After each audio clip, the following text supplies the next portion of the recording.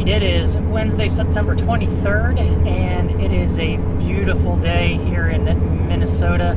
I just passed Minneapolis, St. Paul, and I have about 4 hours to go. So the leaves are already starting to change here, and it is amazing. It is absolutely beautiful. So while I was at a rest stop, to kind of reorganize before I got to the campground, decided to take a walk around, and there's a lake on the other side. So I decided to launch my drone, and here's some of that footage. Usually I play music to this footage, but in this particular case, that is the last footage you are going to see with that drone. It decided to go for a swim. So I didn't actually see it go in the water. The glare was pretty bad off the water with the sun, so I was looking at my phone. And I usually like to fly close to the water because it's a beautiful shot, and I really wanted to get down to the tree line or below the tree line to show all the beautiful colors. And as I'm flying it, all of a sudden I lose transmission, and I realized what happened, and it's gone. So it is sitting at the bottom of that lake. It stings, I'm not gonna lie. I'm surprised kind of I didn't lose it before that, but I really wasn't expecting it. It has a wide angle lens, so even though you think you're close to the water, you're really not, and I have flown lower than that, but I think what happened is the transmission was so delayed that even though I thought I had plenty of room underneath me, it didn't, and so as I was going down, it hit the water and went in. Now normally it has sensors that tell me when I'm too close to the ground, but I think what happened is the water was so clear and so still that it didn't recognize that the water was there, and so it just kept going down, and boom, gone. So I am now droneless. Not a great start to this trip. I was really hoping to show some drone footage of Grafton and of the pile station and things like that, but unless I order one and have one sent in to the post office, it's not going to happen on this trip. Not what I was looking forward to start my day today, and it would have been some great drone footage. It was so pretty around that lake with the fall colors. It is... man, I think I'll be able to shake it off pretty easy. It is $700 that I'm going to have to spend to get another one, and I think I'm going to get another one just like that one because I really liked it, and I'm also thinking about getting the mini, so I'm going to have to figure out how to do that. But that's the chance you take when you take some, some footage that is a little sketchy, but I really like the close shots. I like going along the river or a lake, and I like getting close to things. It's just, I think it makes for the best footage, and that's the risk that you take. So I know it's not the smartest way to fly, and if you're not willing to spend the money to replace it, then don't do it. I'm going to spend the money to replace it because I really like it. I know the viewers like the footage that comes along with it, or a lot of the viewers do. So I'm going to keep doing it. I'm not going to fly any different. I'll be a bit more cautious maybe, but I already was cautious even though I lost one in a lake.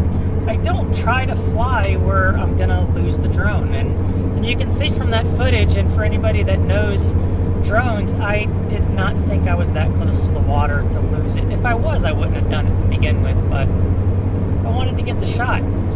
So, a bad start to this trip, unfortunately. It is what it is. I'm going to move on from it. It is only money. But if you're not willing to take the risk, like I said, then don't do it. So, I'm going to start looking for another one. And I'm not going to let this get me down. It is all part of the adventure, good or bad. And it's funny in a way, and it's not so funny in another way. But anyway, I'm 4 hours from Grafton. I hope to get there without much other issue and settle in for the day. I've got my orientation tomorrow, or one of them, and then I got another one on Friday. So I'm just still looking forward to all of that. The weather is still looking to be good. So just move on and hope the rest of the trip doesn't go nearly as problematic. So that's it for now. Talk to you later. 5 hours later. I miss my drone. After driving 4 hours without any distractions, I just can't get it out of my head. I keep playing through what happened, and it's obvious what happened, but I keep playing through it. And my girlfriend said it's gonna gnaw at you, and it actually is. It's bothering me because it was so stupid. No taking it back now. So if anybody is interested in finding a waterlogged drone that you can do, I don't know if you can do anything with it at this point. Here are the coordinates of the last transmission that was sent out. 2 hours into the drive here to Grafton, I realized that it had a Find My Drone app. Now, I knew it was already in the water, so I clicked on it, and this is the result. Deep enough into the lake that it's nowhere near the shore, apparently. And that's where it sits. So Manny says that I should get a mini drone, like I've been thinking about getting one of those, but I don't think the photo quality is as good on those as with the other ones. I'm gonna have to do some research. I think I'm gonna go ahead and just spend the $500 and get one like I had. It was $700 plus for everything that I got with an extra battery, but I don't need the remote control, so I can just get the drone itself. I've already looked on eBay, and $500 plus tax is what I'm looking at. And I think the Mini is about $400 and change, depending on the accessories that you get. Like I said, I'm going to have to look at the data sheet and see what I would lose by just getting the Mini. But I definitely need to have a drone that caches into my phone. That's why I was able to show you the footage as to the last transmission that I got, because it caches onto my phone, and I love that feature. I hardly ever use the SD footage on my drone and take the card out unless it's full, and then I just transfer all those files to my laptop. But yeah, I need to do some more research and figure out what my next step is. But by the time you see this video, hopefully I'll already have another one on order. We'll see how it goes. But I do miss it. I already miss it. There were a couple of great shots on the way in here. I couldn't fly it now because it's so windy and raining, but there were some pretty things to film on the way here.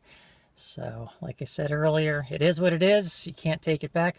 Oh, and by the way, before or while you're leaving your comments down below as to do stupid things, win stupid prizes, or you should have been more careful, or, you know, that was a dumb move, let me know if that first transmission that I had, or the first clip that I show while I'm driving in the vehicle, if the audio was any better than what it was on the Continental Divide. I got this big furry thing that has a mic in it, and I'm trying to cut down on my noise inside the vehicle while I'm driving for the iPhone 5 that I have in the dash. So I'm hoping that this made a difference. It got good reviews. It is a huge pain to use. I'm thinking about actually just getting an extension. This hooks onto the phone, but then this is in the way of the buttons that I need to touch. So that isn't very useful. So I'm going to get an extension and then maybe hang this up here.